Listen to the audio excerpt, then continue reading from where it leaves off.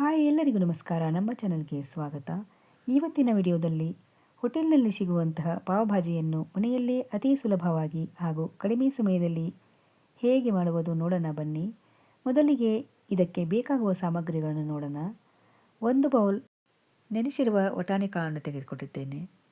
ಹಾಗೆ 1 ಕ್ಯಾಪ್ಸಿಕಮ್ ಮತ್ತು 2 ಹೆಚ್ಚಿರುವ ಟೊಮ್ಯಾಟೊ, ಸಣ್ಣಗೆ ಹೆಚ್ಚಿರುವಂತಹ ಈರುಳ್ಳಿ 2 ತೆಗೆದುಕೊಂಡಿದ್ದೇನೆ. ಶುಂಠಿ ಬೆಳ್ಳುಳ್ಳಿ ಪೇಸ್ಟ್, 2 ಹೆಚ್ಚಿರುವ ಕ್ಯಾರೆಟ್ ಮತ್ತು 1 ಬೀಟ್ರೂಟನ್ನು ತೆಗೆದುಕೊಂಡಿದ್ದೇನೆ. ಬೀಟ್ರೂಟ್ ಹಾಕುವುದರಿಂದ ಪಾವ್ ಭಾಜಿಗೆ ತುಂಬ ಚೆನ್ನಾಗಿ ಕಲರ್ ಬರುತ್ತೆ. 2 ಆಲೂಗಡ್ಡೆ ಹಾಗೂ ಸಣ್ಣಗೆ ಹೆಚ್ಚಿದ ಕೊತ್ತಂಬರಿ ಸೊಪ್ಪು ತೆಗೆದುಕೊಂಡಿದ್ದೇನೆ. ಆಲೂಗಡ್ಡೆ ಮತ್ತು ಬಟಾಣಿ ಕಾಳು ಇದರ ಮೇನ್ ಇಂಗ್ರೀಡಿಯೆಂಟ್ಸ್. ನಂತರ ಇದಕ್ಕೆ ಪಾವ್ ಭಾಜಿ ಮಸಾಲ ಹಾಗೂ ಪಾವನ್ನು ತೆಗೆದುಕೊಂಡಿದ್ದೇನೆ. ಬನ್ನಿ ಇವಾಗ ಪಾವ್ ಭಾಜಿಯನ್ನು ಹೇಗೆ ಮಾಡುವುದು ನೋಡೋಣ. ಮೊದಲಿಗೆ ಒಂದು ಕುಕ್ಕರಿನಲ್ಲಿ ಸ್ವಲ್ಪ ತುಪ್ಪ ಹಾಗೂ ಎಣ್ಣೆಯನ್ನು ಹಾಕಿ ಬಿಸಿಯಾದ ನಂತರ ಇದಕ್ಕೆ ಅರ್ಧ ಸ್ಪೂನ್ ಜೀರಿಗೆಯನ್ನು ಹಾಕ್ತಾ ಇದ್ದೀನಿ. ನಂತರ ಇದಕ್ಕೆ ಶುಂಠಿ ಬೆಳ್ಳುಳ್ಳಿ ಪೇಸ್ಟನ್ನು ಹಾಕ್ತಾ ಇದ್ದೀನಿ.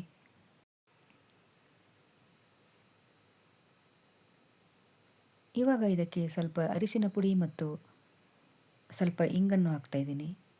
ನಂತರ ಸಣ್ಣಗೆ ಹೆಚ್ಚಿರುವ ಈರುಳ್ಳಿ ಮತ್ತು ಟೊಮೆಟೊ ಹಾಕಿ 2 ರಿಂದ 3 ನಿಮಿಷ ಬಾಡಿಸಬೇಕು.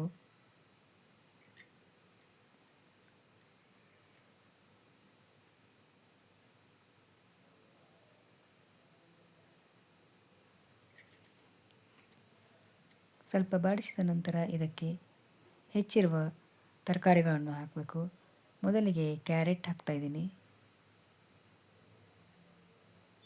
ಹಾಗೆ ಬೀಟ್ರೂಟ್ ಮತ್ತು ಆಲೂಗಡ್ಡೆಯನ್ನು ಹಾಕ್ತಾ ಇದ್ದೀನಿ. ಇವಾಗ ನೆನೆಸಿರುವ ಬಟಾಣಿ ಕಾಳನ್ನು ಹಾಕ್ತಾ ಇದ್ದೀನಿ. ತರಕಾರಿ ಹಾಗೂ ಕಾಳನ್ನು ಹಾಕಿದ ನಂತರ ಒಗ್ಗರಣೆಯಲ್ಲಿ ಚೆನ್ನಾಗಿ ಈ ರೀತಿಯಾಗಿ ಬಾಡಿಸಬೇಕು. 2 ರಿಂದ 3 ನಿಮಿಷ ಬಾಡಿಸಿದ ನಂತರ ಇದಕ್ಕೆ ಸ್ವಲ್ಪ ಉಪ್ಪನ್ನು ಹಾಕ್ತಾ ಇದ್ದೀನಿ. ಬೇಕಾದರೆ ಇದಕ್ಕೆ ಹೂಕೋಸನ್ನು ಹಾಕ್ಬೋದು. ನಂತರ ಇದಕ್ಕೆ 3 ಸ್ಪೂನ್ ಪಾವ್ ಭಾಜಿ ಮಸಾಲೆಯನ್ನು ಹಾಕ್ತಾ ಇದ್ದೀನಿ.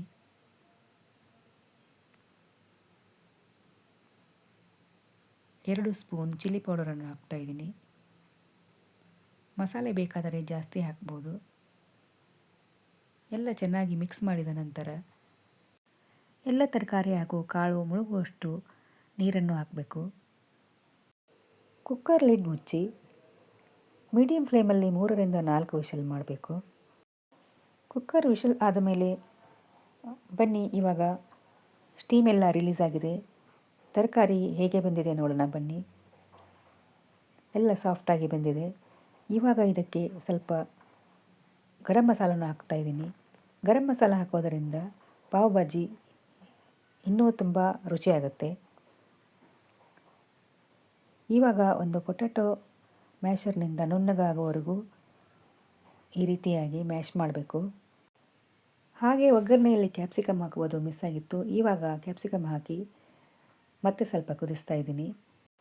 ನಂತರ ಚೆನ್ನಾಗಿ ಈ ರೀತಿಯಾಗಿ ಮ್ಯಾಶರ್ನಿಂದ ನುಣ್ಣಗಾಗುವವರೆಗೂ ಮ್ಯಾಶ್ ಮಾಡಬೇಕು. ಆದಷ್ಟು ಬಿಸಿ ಇರುವಾಗಲೇ ಮಾಡಬೇಕು. ಇವಾಗ ಒಂದು ತವಾ ಬಿಸಿ ಮಾಡಿ ಮೇಲೆ ಸ್ವಲ್ಪ ಬೆಣ್ಣೆಯನ್ನು ಹಾಕಿ ಅದರ ಮೇಲೆ ರೆಡಿ ಮಾಡಿರುವ ಭಾಜಿ ಹಾಗೂ ಸಣ್ಣಗೆ ಕಟ್ ಮಾಡಿದ ಕೊತ್ತಂಬರಿ ಸೊಪ್ಪನ್ನು ಹಾಕಿ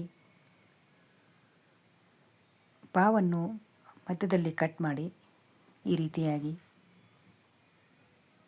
ಚೆನ್ನಾಗಿ ರೋಸ್ಟ್ ಮಾಡಬೇಕು. ನಂತರ ಇದರ ಮೇಲೆ ಸ್ವಲ್ಪ ಬೆಣ್ಣೆ ಅಥವಾ ಎಣ್ಣೆಯನ್ನು ಹಾಕಿ ಎರಡೂ ಸೈಡ್ ಚೆನ್ನಾಗಿ ರೋಸ್ಟ್ ಮಾಡಬೇಕು. ಬಿಸಿ ಬಿಸಿಯಾದಂತಹ ಅಷ್ಟೇ ರುಚಿಯಾದಂತಹ ಪಾವ್ ಭಾಜಿ ರೆಡಿಯಾಗಿದೆ. ನೀವು ಒಮ್ಮೆ ಟ್ರೈ ಮಾಡಿ ನೋಡಿ. ನಿಮಗೆಲ್ಲ ಈ ರುಚಿಯಾದ ಪಾವ್ ಭಾಜಿ ಇಷ್ಟವಾಗಿದ್ದರೆ ಒಮ್ಮೆ ಟ್ರೈ ಮಾಡಿ ಹೇಗೆ ಬಂತೆಂದು ಕಮೆಂಟ್ ಮಾಡಿ. ಹಾಗೆ ನಮ್ಮ ಚಾನಲನ್ನು ಸಬ್ಸ್ಕ್ರೈಬ್ ಮಾಡಿ. ಈ ರೆಸಿಪಿಯನ್ನು ಆದಷ್ಟು ಫ್ರೆಂಡ್ಸ್ ಹಾಗೂ ಫ್ಯಾಮಿಲಿಗೆ ಶೇರ್ ಮಾಡಿ, ಲೈಕ್ ಮಾಡಿ. ಹೋಟೆಲ್ನಲ್ಲಿ ಸಿಗುವಂತಹ ಪಾವ್ ಭಾಜಿ ರೆಡಿಯಾಗಿದೆ. ಬನ್ನಿ ಇವಾಗ ಸರ್ವ್ ಹೇಗೆ ಮಾಡುವುದು ನೋಡೋಣ. ಒಂದು ತಟ್ಟೆಗೆ ರೋಸ್ಟ್ ಮಾಡಿದ ಪಾವ್ ಹಾಗೂ ಭಾಜಿ ಹಾಕಿ ಇದರ ಮೇಲೆ ಚಿಕ್ಕದಾಗಿ ಹೆಚ್ಚಿದ ಈರುಳ್ಳಿ, ನಿಂಬೆಹಣ್ಣಿನ ರಸ, ಸಣ್ಣ ಸೇವ್ ಹಾಗೂ ಕೊತ್ತಂಬರಿ ಸೊಪ್ಪನ್ನು ಹಾಕಿ ಸರ್ವ್ ಮಾಡಬೇಕು. ಪಾವ್ ಇಲ್ಲ ಅಂದರೆ ಬ್ರೆಡ್ಡನ್ನು ಯೂಸ್ ಮಾಡ್ಕೊಳ್ಬಹುದು. ಚಿಕ್ಕವರಿಂದ ದೊಡ್ಡವರು ಇಷ್ಟಪಡುವಂತಹ ಮುಂಬೈ ಸ್ಟ್ರೀಟ್ ಫುಡ್ ಹಾಗೆ ಮಹಾರಾಷ್ಟ್ರ ಸ್ಪೆಷಲ್ ಮತ್ತು ಫೇಮಸ್ ರೆಸಿಪಿ ಪಾವ್ ಭಾಜಿ ರೆಡಿಯಾಗಿದೆ. ವಿಡಿಯೋ ನೋಡಿದ ಎಲ್ಲರಿಗೂ ಧನ್ಯವಾದಗಳು. Thank you.